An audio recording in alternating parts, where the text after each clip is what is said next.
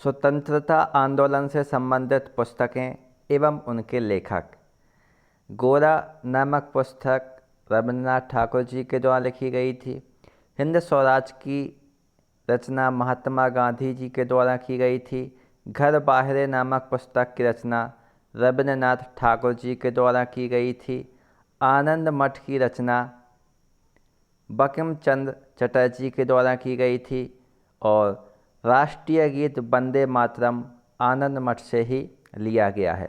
भवानी मंदिर नामक पुस्तक की रचना अरविंद घोष जी के द्वारा की गई थी। गीता रहस्य की रचना बाल गंगाधर तिलक जी के द्वारा की गई थी। Rice of the Maratha power की रचना महादेव गोविंद रानाडे के द्वारा की गई थी। भारत एक खोज पंडित जवाहरलाल नेहरू जी के द्वारा लिखी गई थी। वंदे मातरम बंकिम चंद्र चटर्जी के द्वारा लिखित पुस्तक का नाम है poverty and un British rule in India. ये पुस्तक दादा भाई नौरोजी के द्वारा लिखी गई थी। दुर्गेश नंदिनी नामक पुस्तक की रचना बंकिम चंद्र चटर्जी के द्वारा की गई थी। बंग दर्शन नामक पुस्तक की रचना बंकिम चंद्र चटर्जी के द्वारा की गई थी। द इंडियन स्ट्रगल नामक पुस्तक सुभाष चंद्र बोस के द्वारा लिखी गई थी। इंडियन मुसलमान नामक पुस्तक हंटर के द्वारा लिखी गई थी।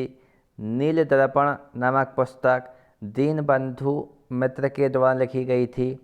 इंडिया वीन्स फ्रीडम नामक पुस्तक अब्दुल कलाम आज़ाद के द्वारा लिखी गई थी। इंडिया टुडे नामक पुस्तक की रचना आर.पी. दत्त के द्वारा की गई थी। प्रॉब्लम्स ऑफ द ईस्ट नामक पुस्तक लॉर्ड कर्जन के द्वारा की गई। इंडिया अनरेस्ट नामक पुस्तक वैलेंटाइन श्रॉल के द्वारा लिखी गई। गौर करुणानिधि नामक पुस्तक की रचना दयानंद सरस्वती जी के द्वारा की गई।